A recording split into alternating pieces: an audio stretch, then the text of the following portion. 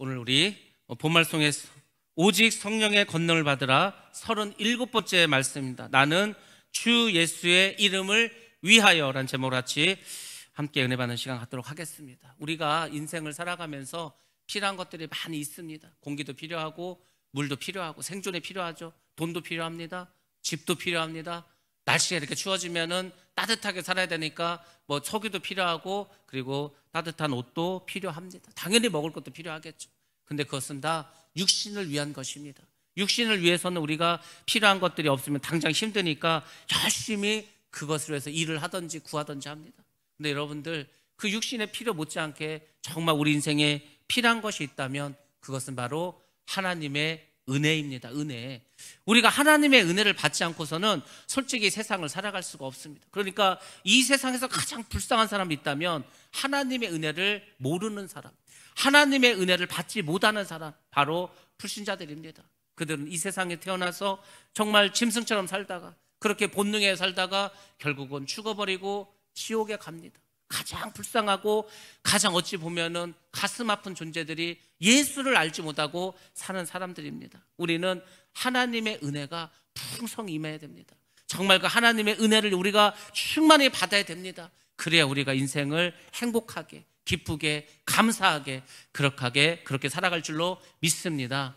우리는 때로는 그렇게 생각합니다. 하나님의 은혜가 당연한 것이라고 그렇게 생각합니다. 그렇지만 당연한 것은 이 세상에 아무것도 없습니다. 당장 어제만 보더라도 무슨 일이 벌어졌습니까? 우리는 어느 순간 이것이 당연하다고 느껴졌습니다. 자유롭게 사진을 보내고 자유롭게 연락을 하고 자유롭게 돈을 보내고 또 내가 원하면 언제든지 검색을 하고 또 뉴스를 볼 수 있는 그 모든 것들이 당연하다 생각했습니다. 근데 어제 성남에 있는 SK 그 데이터베이스에서 불이 났습니다. 불이 나다 보니까 전국에 있는 카톡이 다 정지해버렸습니다.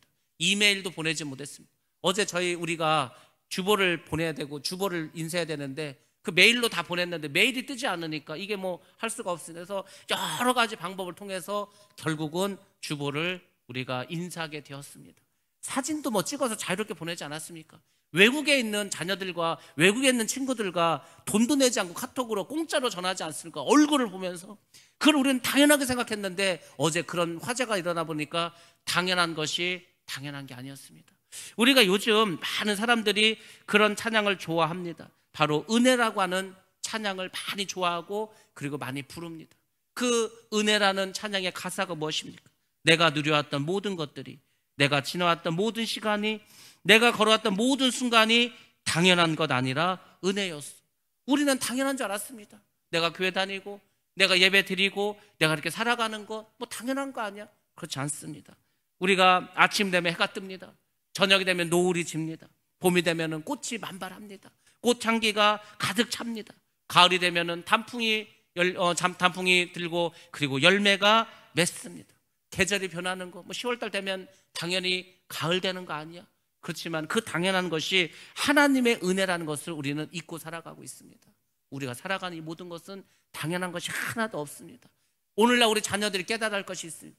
부모님이 있고 내가 살 집이 있고 내가 학교를 다니는 거, 그거 당연한 거 아니야? 당연한 거 아닙니다. 이것이 우리나라가 이렇게 살아갈 수 있었던 게 오래되지 않았습니다. 지금도 우리가 뭐 40년 전, 50년 전 영상을 보시기 바랍니다. 우리나라는 정말로 못 살았어요. 동남아에 있는 나라들보다도 더 못 살은 것이 한국이었습니다.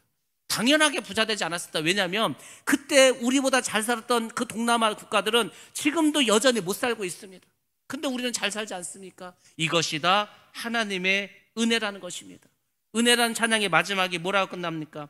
내 삶에 당연한 것 하나도 없었던 것을 모든 것이 은혜였어. 그렇습니다.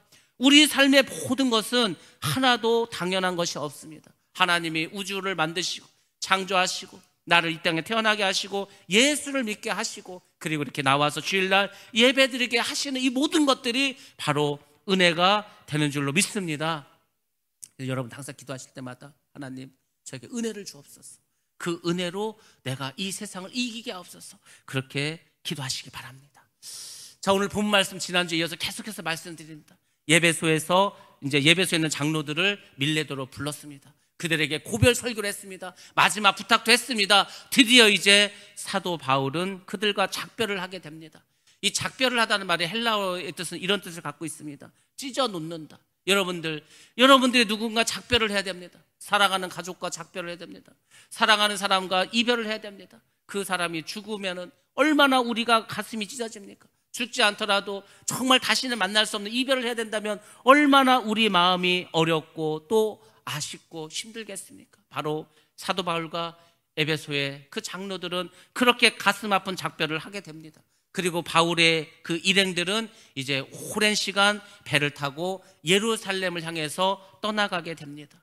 지중해라고 하는 그 넓은 바다를 통과해서 이제 예루살렘을 가게 됩니다. 그러한 일정들이 이제 사도행전 21장 1절부터 나와 있습니다. 오늘부터 우리가 이제 사도행전 21장을 들어가는데, 자, 사도행전 21장 1절부터 3절까지의 말씀을 먼저 한번 보겠습니다. 시작. 우리가 그들을 작별하고 배를 타고 바로 고스로 가서 이튿날 로도에 이르러 거기서부터 바다라로 가서 베니게로 건너가는 배를 만나서 타고 가다가 구브로를 바라보고 이를 왼편에 두고 수리아로 항해하여 드로에서 상륙하니 거기서 배의 짐을 풀려 함이러라. 아멘. 예, 지금 사도 바울이 있는 곳은 소아시아 지역입니다. 이 소아시아 그 밀레도라는 곳에 있고 그 예루살렘 이스라엘 있는 곳을 가야 됩니다. 지중해 바다를 건너가야 되는데 그 당시에 그 밀레도에서 예루살렘까지 한 번에 가는 직항은 없었습니다. 그러니까 배를 여러 번 나눠서 타고 가야 됩니다. 그래서 이제 여기서 이제 여러 도시들이 나오고 여러 섬들이 나오는데, 여러분들이 말로만 하면 잘 모르니까 제가 사진으로 그림을 한번 보여드리도록 하겠습니다. 자, PPT 사진을 보시면은 저기 가운데 보면은 이제 에베소가 있고 밀레도라고 하는 곳이 있습니다. 밀레도는 항구 도시입니다. 배를 탈 수 있는 항구 도시가 바로 밀레도입니다. 자, 그 밀레도에서 처음에 배를 타고 어디로 갑니까? 고스라는 곳으로 갑니다. 그리고 이제 거기에서 로도라는 이제 섬으로 가고 거기서 바다라라는 그 항구 도시가 있습니다. 그 항구로 배를 타고 가고 그곳에서 이제 큰 배로 갈아탑니다. 왜냐하면 이제 멀리 가야 되니까. 그래서 큰 배를 타고 이제 두로라고 하는 곳을 가게 됩니다. 가면서 이제 구브로라고 하는 큰 섬을 이제 옆으로 지나고 갑니다. 바다라에서 두로로 갈 때는 다른 도시들을 거치지 않고 직항으로 가게 됩니다. 그래서 생각보다 좀 빨리 이제 도착하는 그런 일이 벌어지게 됩니다. 자, 여기서 이제 우리가 한 가지 또 알아야 될 게 뭐냐면은 그 우리라고 하는 표현을 썼습니다. 여러분들 사도행전을 누가 썼습니까? 누가라는 제자가 썼습니다. 우리가 잘 아는 것처럼 누가는 누가복음도 썼습니다. 근데 이 누가가 사도 바울의 모든 여정을 같이 한 것은 아닙니다. 사도 바울과 같이 그렇게 선교 여행을 떠났을 때도 있고 같이 못 갔을 때도 있습니다. 그래서 사도행전에 보면은 우리라고 하는 표현들이 몇 군데 나옵니다. 4군 정도에 나오는데 16절, 그다음에 20장, 또 21장, 27장 이렇게 나와 있습니다. 자, 그래서 누가가 그 사도 바울과 같이 여행을 떠날 때는 우리라는 표현을 쓰고 같이 있지 않아서 다른 사람들에게 전해들은 이야기를 쓸 때에는 그들이라는 표현을 씁니다. 여기서 우리라고 했죠. 우리라고 했다는 것은 누가도 역시 사도 바울과 같이 있었다는 겁니다. 여기서 말하는 우리는 누구냐면 바울과 누가와 드로비모와 아리스다고라는 사람들입니다. 이 사람들은 특별히 예루살렘에 가는 이유가 있었습니다. 지금 예루살렘 교회가 재정적으로 어려움을 겪게 되었습니다. 그래서 헬라 쪽에 있는 교회들 그리고 소아시아에 있는 교회들이 다 연보를 해서 헌금을 했습니다. 우리가 예루살렘 교회가 어렵다고 하니까 우리가 예루살렘을 돕자. 근데 이 돈을 가지고서 최소한 오순절까지는 예루살렘에 도착해서 이 돈을 쓸 수 있게 하자. 그래서 이제 급히 마음을 먹고 이제 사람들이 일행들이 여행을 떠나게 되었습니다. 물론 이 헌금을 전달한 사람 말고도 바울의 제자들도 동행을 합니다. 디모데와 두기고와 같은 사람들이 같이 가게 되었습니다. 자, 그래서 이제 여정이 이제 자세히 나올 수밖에 없겠죠. 왜? 누가가 같이 있었으니까. 그래서 첫 번째로 간 섬이 고스라고 하는 섬입니다. 이 섬은 아까 우리가 지도에서 봤지만 밀레도 남쪽에 있는 작고 비옥한 섬입니다. 섬은 작은데 땅이 비옥합니다. 그리고 이 섬이 유명한 것은 우리가 그 잘 아는 그 의사 중에 아버지 있지 않습니까? 히포크라테스. 그 히포크라테스의 고장입니다. 그래서 이곳에는 큰 의학교, 의대가 있습니다.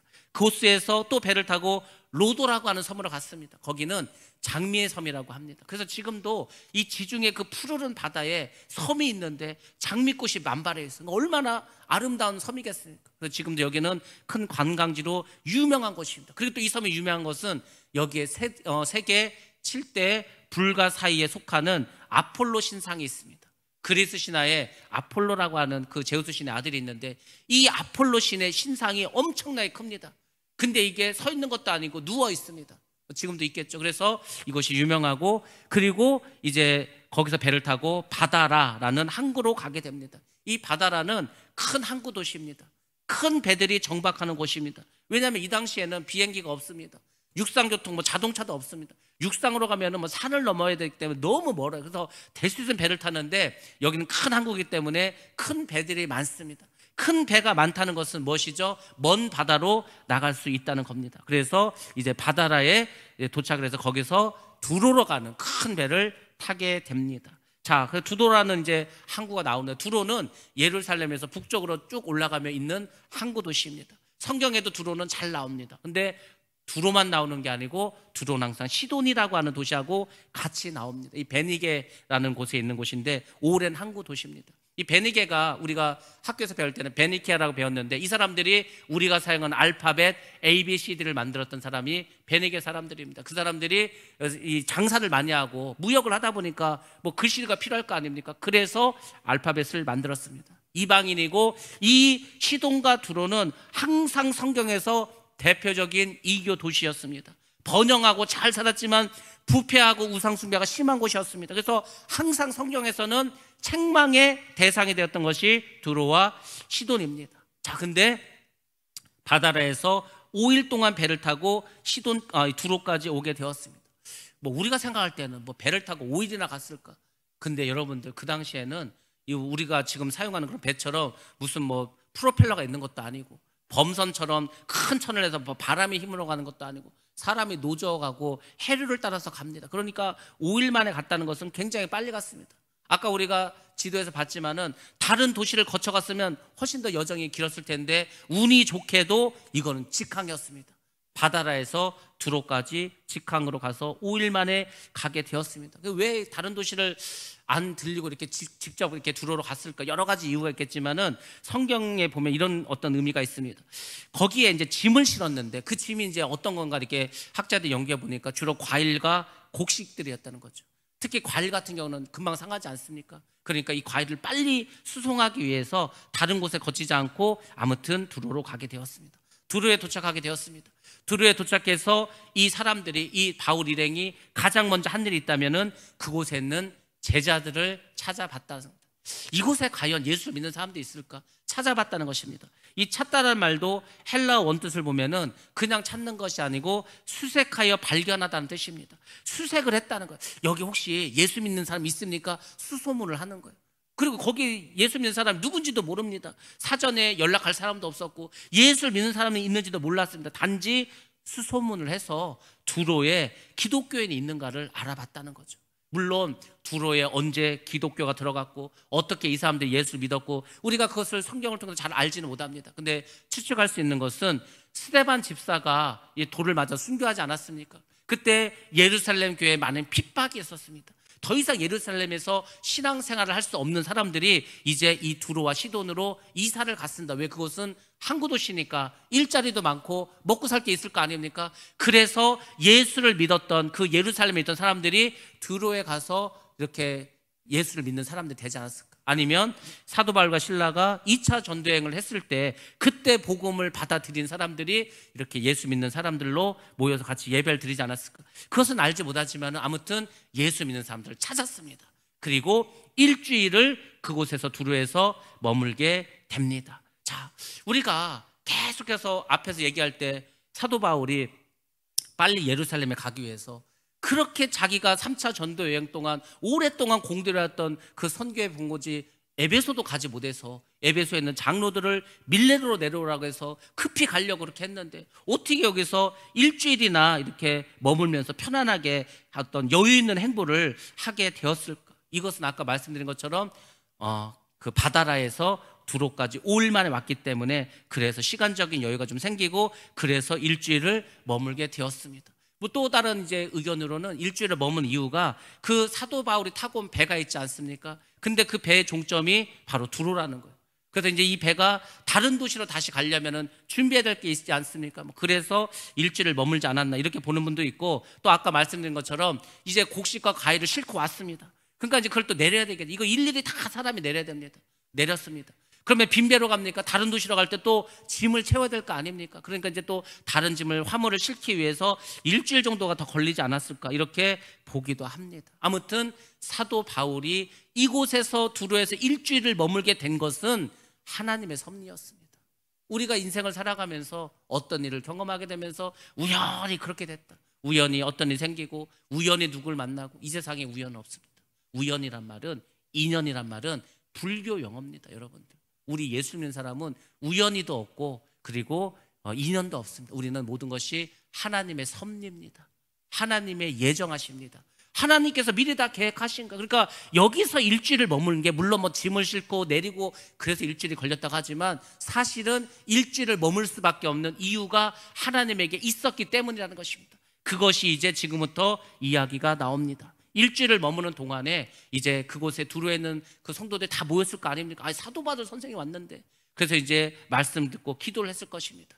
그때 두로에 있는 성도들이 기도를 했습니다. 성령의 감동을 받았습니다. 그리고 성령께서 이들에게 말씀을 주셨습니다. 예언의 말씀을 주셨습니다.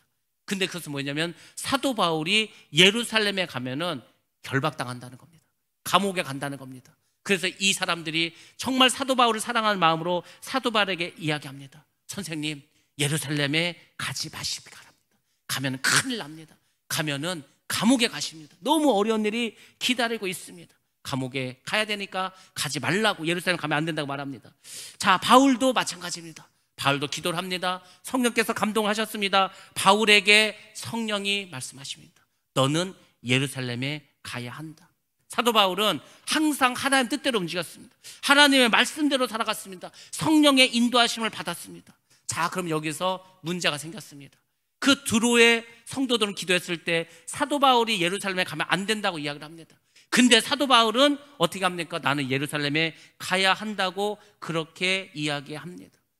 두로의 성도들도 성령의 감동 받았고 사도 바울도 성령의 감동을 받았는데, 그러면은 어떻게 이것을 우리가 해석해야 합니까? 이것이 오늘을 살아가는 우리에게 매우 중요한 교훈을 주는 사건인 것을 여러분들 꼭 기억하시기 바랍니다. 굉장히 중요합니다. 우리가 지금 신앙생활을 하고 있습니다. 믿음 생활을 하고 있습니다. 그렇지 않습니까? 그럼 여러분들 신앙생활하면서 믿음 생활하면서 뭘 하십니까? 말씀을 듣죠, 교회 나오죠, 예배 드리죠. 그리고 또 뭐 하십니까? 문제가 생기면 여러분 어떻게 하십니까? 기도하시죠. 내가 기도하는데 부족한 것 같아. 그럼 목사님이나 기도 많이 하신 분들은 기도도 부탁합니다. 내가 이런 문제가 있습니다. 그러니까 좀 이거를 같이 좀 기도해 달라고. 그렇죠. 그래서 기도를 해줍니다. 그러면서 우리는 마음속에 이제 어떤 생각을 하면, 이런 생각을 합니다. 내가 하나님을 잘 믿고 또 하나님께 열심히 기도하니까 하나님께서 내 기도를 들어주셔서 응답해 주시겠지. 근데 그 응답이 중요합니다. 우리는 하나님의 응답을 다 이렇게 생각합니다. 하나님께서 좋으신 분이니까, 내가 기도했으니까 편한 길을 주시겠지, 만사 형통의 길을 열어주시겠지, 순탄한 길을 열어주시겠지, 꽃길을 열어주시겠지, 이렇게 생각합니다. 그리고 그것만이 응답이라고 우리가 생각을 합니다. 근데 그렇습니까? 여러분들이 기도하면 하나님 다 들으시고 다 내가 기도한 대로 응답해 주십니까? 내 뜻대로 다 그렇게 기도한 대로 하나님께 해주셨습니까? 그렇지 않습니다. 그렇지 않다는 것을 여러분들이 꼭 기억하셔야 됩니다. 물론 하나님께서 우리가 기도하면 우리가 기도한 대로 이루어질 때가 너무너무 많습니다. 저도 우리 그 신학교 동기 목사님들하고 벌써 이제 뭐 거의 30년 가까이 됐는데, 그 신학교 다닐 때부터 모임을 가져서 모일 때마다 기도 제목을 나눕니다. 그래서 우리가 이제 기도 제목을 쓰고 서로 막 기도를 해줍니다. 그래서 30년을 그렇게 했다니까, 30년 가까이. 근데 신기한 것은 기도 제목을 내놓고 기도를 했는데 기도한 대로 된 게 엄청나게 많습니다. 8, 90%는 이루어진 것 같다. 다 이루어진 건 아니지만 하나님께서는 우리가 기도하면은 기도를 들어주시고 우리의 마음의 어떤 소원을 들어주십니다. 근데 그게 100%가 아니라는 것을 꼭 기억하셔야 됩니다. 그 이유가 있습니다. 지금 로도의 성도들, 이 성도들은 성령이 충만했습니다. 감동을 받았습니다. 바울이 예루살렘에 가면은 고난을 받는다는 예언도 받았습니다. 그 예언이 틀린 게 아닙니다. 맞습니다. 사도 바울은 예루살렘에 가면은 고난을 당하고 핍박을 당하고 감옥에 갈 수밖에 없습니다. 근데 중요한 게 뭔지 아십니까? 그게 하나님의 기도를 안 들어줘서 그럽니까? 하나님이 기도를 안 들어주신 게 아니고, 하나님의 계획은 사도 바울이 예루살렘에 가서 묶임을 당하고 결박을 당하고 감옥에 가는 것이 하나님의 뜻입니다. 여러분들도 마찬가지예요. 내가 기도를 하는데 왜 자꾸 어려움이 오지? 내가 지금 원하는 게 이게 아닌데 왜 하나님께서 자꾸 이런 길로 나를 끌고 가실까? 여러분들 그렇게 생각할 때가 없습니까? 있습니다. 많습니다. 그렇지 않습니까? 근데 여러분들 뭔가 내가 잘 되지 않고 어려운 길이고 힘든 길인데 그것이 왜 하나님 뜻이라고 생각하지 않습니까? 하나님이 우리를 꽃길만 인도하신 게 아닙니다. 하나님은 때로 우리에게 가시밭길로 끌고도 가십니다. 돌짝발로 끌고 가기도 합니다. 십자가의 길로 우리를 데리고 가실 때도 있습니다. 중요한 것은 그게 하나님의 뜻이고 하나님의 계획이시라면 우리는 다 너나 할 것 없이 그 길을 가야 한다는 것입니다. 그렇지 않습니까? 근데 이것을 우리가 놓칩니다. 내가 기도했더니 하나님이 들어주지 않았어. 더 힘들어졌어. 더 어려워졌어. 하나님이 들어주신 게 아니고 그게 응답이라니까. 왜 하나님의 응답은 좋은 것만 응답이라고 생각하십니까? 왜 내가 힘들고 내가 손해보고 내가 어려운 것은 그것은 하나님 뜻이 아니라고 그렇게 생각합니까? 여러분들 요셉이 기도하지 않았겠습니까? 요셉 기도했습니다. 근데 어떻게 했습니까? 형들에 의해서 노예로 팔려갑니다. 요셉이 기도하지 않았겠습니까? 기도했습니다. 누명을 쓰고 감옥에 가게 됐습니다. 감옥에 가서 기도 안 했겠습니까? 기도했는데 그 술 맡은 간원장, 떡 맡은 간원장이 자기를 잃어버리고 2년 동안이나 바로 왕에게 말하지 않아서 더 감옥 생활을 하지 않았습니까? 우리가 알아야 될 것은 왜 내가 기도한 대로 안 되지? 왜 자꾸 일이 꼬이지? 꼬이는 게 아닙니다. 그게 하나님 뜻입니다. 하나님 그걸 원하십니다. 우리가 예전에 간증에 그거 있지 않았습니까? 북한에서 몇십 명이 탈북을 했습니다. 이제 이분들은 뭐냐면 소원이 우리는 남한에 가서 자유롭게 찬양하고 큰 소리로 기도하고 이게 소원이라고. 그래서 이상 목사님하고 연결이 돼가지고 이상 목사님이 그 대표되는 노인분을 만났습니다. 그래서 이제 이야기가 잘 되면은 어떻게 그 중국에서 잘 그 대사관에 어떤 힘을 얻어서 우리 남한에 올 수 있는 그런 이제 일이 됐습니다. 근데 그분이 마지막으로 내가 하나님께 기도하겠다고 기도하러 갔습니다. 하나님께 기도합니다. 하나님의 은혜 가운데 우리가 북한에게 잘 탈출했습니다. 이제 이 좋은 목사를 만났습니다. 저번을 통해서 우리가 미국을 가든지 한국을 하든지 이런 일이 열렸습니다. 감사합니다. 가겠습니다. 근데 하나님 가지 말라는 거예요. 가지 말라는 거예요. 이분은 이제 기도하면서 아니 지금 하나님께서 우리를 여기까지 내보냈는데 이거 가라는 거 아닙니까? 이상하죠. 하나님 가지 말라는 거예요. 그래서 이제 이분이 말합니다. 하나님 우리 여기서 붙잡히면은 다 북한에 끌려가면 죽습니다. 우리가 가서 죽는 게 하나님 뜻입니까? 그래 너희가 북한에 가서 죽는 게 나의 뜻이다. 하나님은 우리 생각 아니 하나님 굳이 탈북까지 했는데 아니 이게 이제 뭐 나라로 갈 수 있는 기회가 다 됐는데 그거 좀 보내주시지. 왜 그거를 못 가게 다 죽게 하실까? 결국은 다 죽었습니다. 근데 그게 하나님 뜻입니다. 왜? 하나님은 여전히 순교의 피가 필요하십니다. 그 순교자들의 수가 차야지 주님이 오실 거 아닙니까? 그러니까 그분들은 이 세상에선 순교당했죠. 이 세상에선 자기의 소원을 이루지 못했죠. 근데 그게 하나님의 뜻을 이룬 겁니다. 그분들 다 지금 천국에서 자유롭게 영원토록 하나님을 찬양하고 하나님께 예배드리지 않겠습니까? 이 땅에서 드리는 그 예배보다도 하나님을 면전에서 예배드리는데 얼마나 더 영광스럽겠습니까? 하나님의 생각과 우리의 생각은 다르다는 것입니다. 우리가 그것을 기억해야 합니다. 우리 삶이 때로는 가시밭길이 올 수도 있습니다. 돌아가는 길로 갈 수도 있습니다. 험난한 길을 갈 수도 있습니다. 근데 그것이 하나님이 계획하신 길이라면 우리는 다 그 길을 가야 할 줄로 믿습니다. 가셔야 되는 겁니다. 가셔야 되는 거예요. 여러분들 어떤 문제가 있을 때는 기도하지 않습니까? 저도 어떤 어려움이 있고 갈등이 있고 고민이 있으면 더 열심히 기도합니다. 그리고 항상 기도하면서 그 기도를 빠지지 않고 하는 게 있다면 하나님 내가 어떤 마음의 소원이 있고 바라는 게 있는데 이게 내 뜻대로 되지 않게 하시고 하나님께서 원하시고 하나님 뜻대로 이루게 해달라고 기도합니다. 왜냐하면 하나님 뜻이 그게 아닌데 하나님이 내 뜻 때문에 하나님 뜻을 바꾸셔? 그럼 안 되지 않습니까? 그러니까 물론 내가 편하고 내가 더 행복하고 내가 더 잘 될 수 있는 거 하나님 모르시겠습니까? 아시죠. 그렇지만 그것이 하나님 뜻이 아니라면 하나님이 그분께서 역사하시고 그분께서 원하시는 그 길로 인도해 달라고 늘 기도합니다. 여러분들도 기도할 때마다 그렇지 않습니까? 항상 기도하실 때마다 그렇게 기도하시기 바랍니다. 하나님 나의 원대로 마옵시고 아버지의 뜻대로 되기를 원하나이다. 예수님께서 겟세마네에서 기도하신 것처럼 그렇게 기도해야 할 줄로 믿습니다. 하셔야 되는 거예요. 여러분들 제가 이제 이곳에 와서 이제 예배를 인도하고 설교를 하고 1년 한 10개월이 됐습니다. 작년 1월에 오지 않았습니까? 제가 이곳에 오면서 많은 기도를 했습니다. 많은 고민도 했습니다. 많은 갈등도 했습니다. 가는 것이 하나님 뜻인지 안 가는 것이 하나님 뜻인지 정말 오랫동안 기도하고 많은 분에게도 기도를 부탁드렸습니다. 근데 그 중에 예언하시는 분들이 있습니다. 물론 다른 목사님들도 가는 게 좋다, 안 가는 게 좋다 했겠죠. 근데 대부분은 그래도 가는 게 낫지 않겠나 했습니다. 근데 저도 그것이 하나님 뜻이라고는 생각하지 않았습니다. 뭔가 하나님 뜻이 또 있겠지. 예언하신 분들이 기도하시면서 저한테 그 말씀을 하셨습니다. 그곳에 그 기도를 하는데 그 장소에 큰 TV가 있었습니다. 불안감을 보여주면서 어떠냐고. 캄캄하죠. TV를 꺼져놨으니까. 목사님이 그곳을 가면은 캄캄할 거라고. 아, 그러면 하나님 뜻이 아니구나. 캄캄한데 뭐라고 합니까? 캄캄한데. 그래서 저는 안 가는 게 하나님 뜻이라고 생각했습니다. 그래서 갈 생각이 없었습니다. 근데 신기하게도 하나님께서는 저를 계속 깨우치시고 사람을 통해서, 환경을 통해서, 어떤 사건을 통해서 계속해서 가게끔 하셨습니다. 그래서 저를 깨닫게 하셨습니다. 제가 비로소 지금이야 그 어떤 예언을 깨닫게 되었습니다. 그분의 예언이 잘못된 게 아니었습니다. 저는 생각해도 뭐 가는 게 하나님 뜻이었는데 왜 그분이 깜깜하다고 했을까? 깜깜하죠. 힘들죠. 어려운 길이죠. 와서 보니까 생각보다도 더 깜깜했습니다.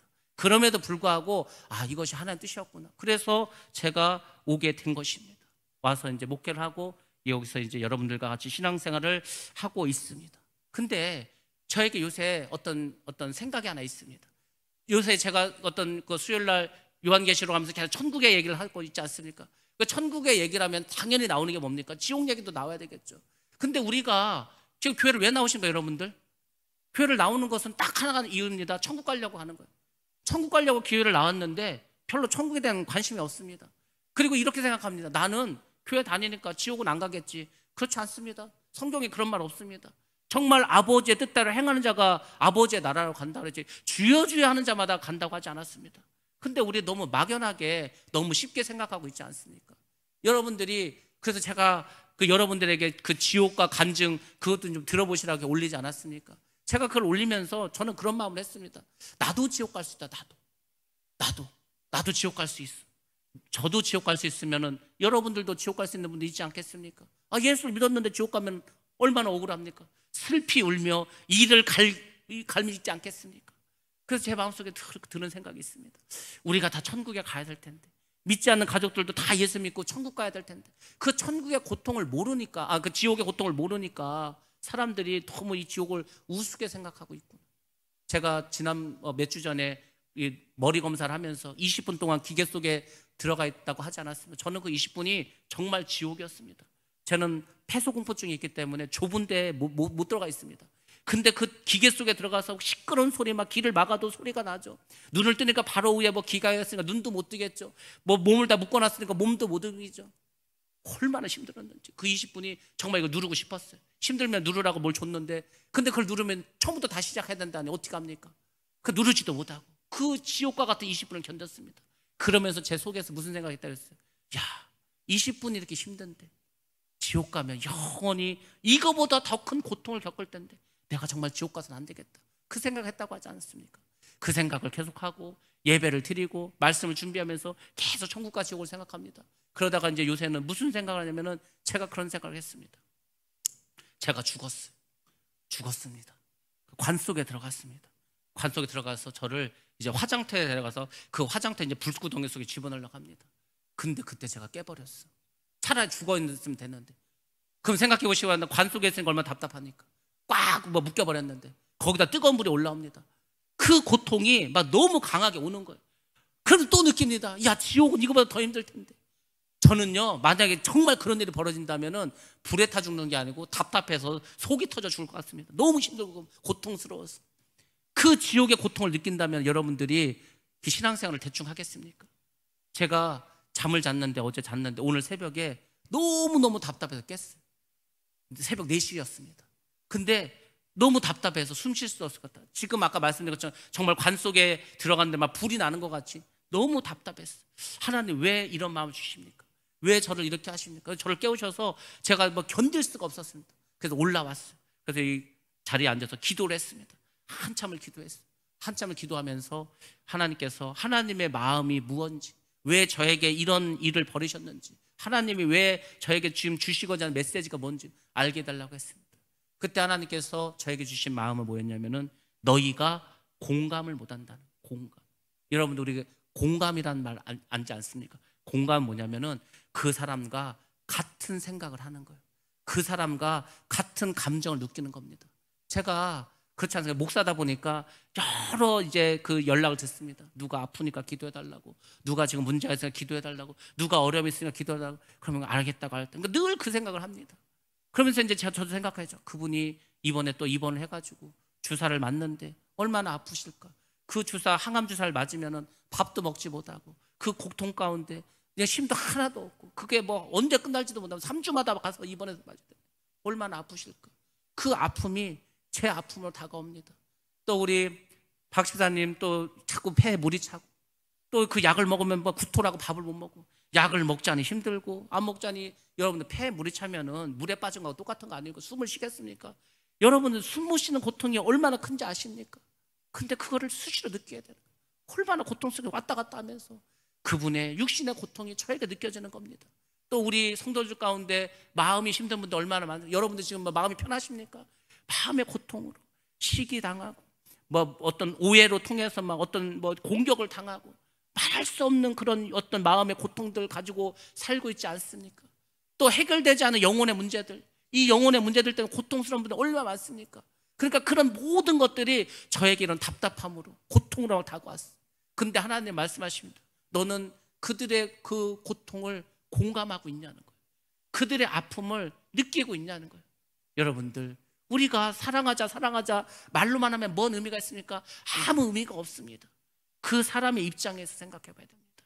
여러분들 멀리 갈 것도 없습니다. 여러분의 자녀들 한번 생각해 보시기 바랍니다. 제가 어느 순간부터 운전을 하면은 저도 모르게 나오는 노래가 있습니다. 그 노래가 동요입니다. 동요였는데 이게 왜 나오는지 모르겠어. 근데 이 노래를 부르다 눈물을 흘릴 때가 많이 있습니다. 왜냐하면은 저희 자녀들 생각하기 때문입니다. 그 노래가 슬픈 노래가 아닙니다. 근데 왜 이렇게 저의 마음을 아프게 하고 슬프게 하는지 모릅니다. 제목이 이렇습니다. 어른들은 몰라요. 우리가 무엇을 좋아하고 있는지 어른들은 몰라요. 우리가 무엇을 갖고 싶어 하는지 어른들은 몰라요. 어른들은 어른의 입장에서 자식을 생각합니다. 그래서 이제 뭐라고 합니까? 장난감만 사주면 그만인가요?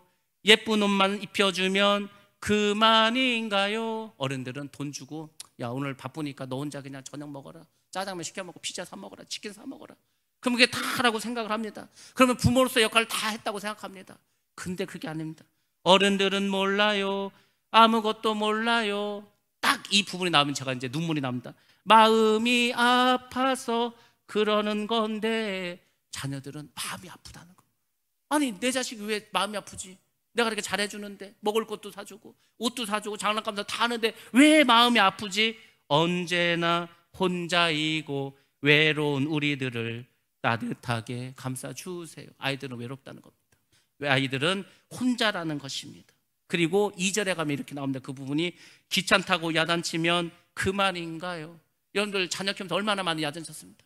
귀찮은데 왜 자꾸 따라오냐고, 왜 말 안 듣냐고. 그리고 뭐라죠? 바쁘다고 돌아서면 그만인가요? 자녀들은 부모들 바쁘자고 안 놀아주고 그냥 나가버리면은 그것이 그렇게 상처가 된다고 합니다. 언제나 혼자이고 외로운 우리들을 따뜻하게 감싸주세요. 언제나 외롭다, 언제나 외롭고 언제나 혼자인 우리를 따뜻하게 감싸달라고 자녀들이 그렇게 울부짖는데 저도 몰랐어요. 저도 자식들 잘 키운 줄 알았습니다. 근데 아니에요. 그 아이들은 눈물을 흘리고 있었습니다. 아파하고 있었습니다. 함께하지 않는 부모로 인해서 얼마나 많이 울었을까. 그 저도 모르게 이게 왜 나오는지 모르겠어요. 그냥 하면서 막 눈물이 납니다. 자녀에게만 그렇습니까? 아닙니다. 여러분들 부모님에게 얼마나 공감하고 있습니까? 부모님의 나이가 70대가 되고 80대가 됩니다. 나이를 먹었으니까 심리이 떨어지겠죠. 자식들 다 떠나 있습니다. 저는 지금 저희 자녀들 20대가 돼서 같이 안 사는 것도 너무 마음이 아픕니다. 쟤들이 언제 커가지고 벌써 내 곁을 떠났지. 뭐 결혼하고 이제 하면은 완전히 떨어지는 거 아닙니까? 근데 나이가 들고 몸도 아프고 혼자 사니까 외롭기도 하고 그런 부모님인데 얼마나 전화를 합니까? 얼마나 식사를 합니까? 어떤 여자가 있었습니다. 엄마가 생일이었습니다. 엄마가 생일인데 일이 바쁘니까 그냥 엄마한테 생일 선물로 꽃을 보내야 돼서 꽃집에 가게 됩니다. 그래서 이제 주소를 알려주고 거기다 꽃을 보내주라고 그렇게 얘기를 합니다. 근데 어떤 조그마한 10살 정도 된 소녀가 옵니다. 그리고 장미꽃을 하나 사려고 하는데 돈이 모자른 거, 돈이 모자릅니다. 그래서 이 여자가 돈을 대신 내주고 장미꽃 하나를 사줍니다. 그리고 이 소녀에게 물어봅니다. 너는 이 장미꽃을 사서 뭘 하려고 하니? 그랬더니 그 소녀가 말합니다. 오늘이 우리 엄마 기일이라고. 우리 엄마가 돌아가셨는데 우리 엄마가 장미를 좋아했다고. 근데 엄마가 지금 돌아가셨으니까 내가 이거를 무덤에 갖다 주려고 한다고. 그때 이 여자가 깨달았습니다. 그렇구나. 내가 엄마가 살아 계시는데, 엄마가 생일인데 내가 이렇게 꽃만 보내고 엄마 나중에 돌아가셔서 산소에 가서 꽃 갖다 주면 뭔 의미가 있을까? 그 사람이 모든 일정을 취소하고 엄마에게 가게 됩니다. 우리가 5월달만 가족의 달이라고, 5월달만 가정의 달이라고 식당마다 붐비고 아이들에게 장난감 사주고 5월만 그러어야 됩니까? 그렇지 않습니다. 우리가 항상 그걸 생각해야 돼요. 자녀에 대해서도 공감을 해야 됩니다. 부모님에 대해서도 공감을 해야 됩니다. 마찬가지로 우리 성도들도 서로 공감해야 됩니다. 우리 같은 성도들이 이렇게 살아가는 게 얼마나 큰 축복인지 아십니까? 이게 얼마나 큰 은혜인지 아십니까? 같은 시대에 같은 지역에서 같은 교회를 다닌다. 이 천국 가서도 계속 이어질 건데, 그럼 여러분들이 서로 공감해야 될 거 아닙니까? 저분이 요새 많이 아프다는데 얼마나 아프실까? 저분이 혼자 계시는데 얼마나 외로울까? 혼자 있어서 외로운 거는요 답이 없습니다. 아무리 맛있는 걸 먹어도 맛이 없고요, TV에서 아무리 재밌는 거 재미없습니다. 사람이 혼자 있는 것은 오죽하면 하나님께서 아담이 독초하는 게 보기 안 좋아가지고 하와를 창조하셨겠습니까? 사람은 혼자 사는 존재가 아닙니다. 그래서 제가 늘 말씀드리잖아요. 혼자 계신 분들 위해서 연락도 하고 찾아도 좀 가고 맛있는 것도 해서 좀 갖다 드리라고. 그게 왜냐하면 공감하라는 겁니다. 사랑은 그게 사랑입니다. 입으로 아무리 사랑하자 다 소용없습니다. 사랑은 행하지 않는 행함은 그것도 죽은 사랑입니다. 믿음도 행함이 없으면 죽은 믿음이지 않습니까?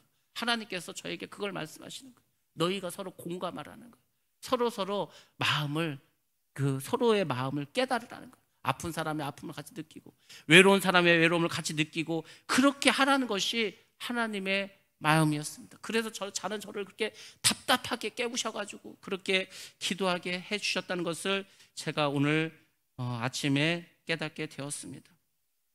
바울도 자기가 예루살렘에 가면은 그 결박당하고 감옥 갈 걸 몰랐겠습니까? 성령께서 다 알려주셨지. 바울도 알았습니다. 근데 그것이 하나님의 뜻이라고 믿었기 때문에 동요하지 않고 오히려 담대하게 그 들어있는 그 성도들에게 담대하게 말하지 않습니까? 나는 예루살렘에 가야 된다. 이것이 하나님의 뜻이다. 그리고 담대하게 이제 예루살렘에서 출발합니다. 그들이 이제 성문 밖까지 그 부둣가까지 배를 타는 곳까지 이제 사도 바울 여행을 배웅합니다. 그리고 그 모래사장에서 무릎을 꿇고 다 같이 간절히 기도합니다. 정말 진지하게 기도합니다. 사도 바울이 이 고난을 잘 이길 수 있도록, 두로에 있는 성도들이 이 폐역한 도시에서 믿음으로 승리할 수 있도록 서로 그 신앙의 순결을 위해서 기도해 주지 않았겠습니까? 밀레도에서 그 장로들과 헤어지면서 기도했던 것처럼 두로에서도 역시 일주일밖에 있지 않았지만은 그 그리스도의 사랑으로 서로를 위해서 기도해 줬습니다. 그것이 바로 공감하는 것입니다. 사도 바울은 정말 마음 아픈 이 이별을 또 하게 되었습니다. 그렇지만 그것이 하나님의 뜻이고 하나님이 기뻐하신 일이라 생각했기 때문에 그 길을 묵묵히 걸어갑니다. 여러분들 제가 크게 두 가지 중요한 걸 말씀드렸습니다. 우리가 기도할 때 내가 원하고 잘 되는 것만 하나님의 뜻이 아니다. 때로는 가시밭길 어려운 길이지만 그것이 하나님의 뜻이라면 우리는 가야 할 줄로 믿습니다. 그리고 우리는 서로 공감하셔야 됩니다.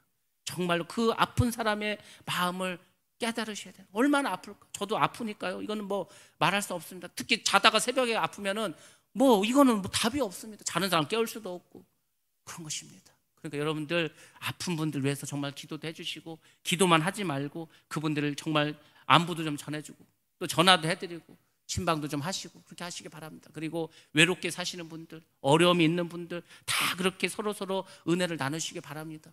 저 혼자 다 할 수 없습니다. 저 혼자 어떻게 다 하겠습니까? 여러분이 서로 섬기시면서 서로 그렇게 사랑의 공동체를 묶이시기 바랍니다. 그것이 오늘 우리에게 원하시는 하나님 뜻이고 그렇게 살아가는 우리가 이곳을 천국으로 만들고 교회와 가정과 내가 있는 모든 것이 천국이 되어서 그렇게 천국에서 이 땅에서 사는 그 사람들이 결국은 다 저 하늘나라 천국에도 가서 살게 될 줄로 믿습니다. 그런 저와 여러분 되시기를 주의 이름으로 축원합니다.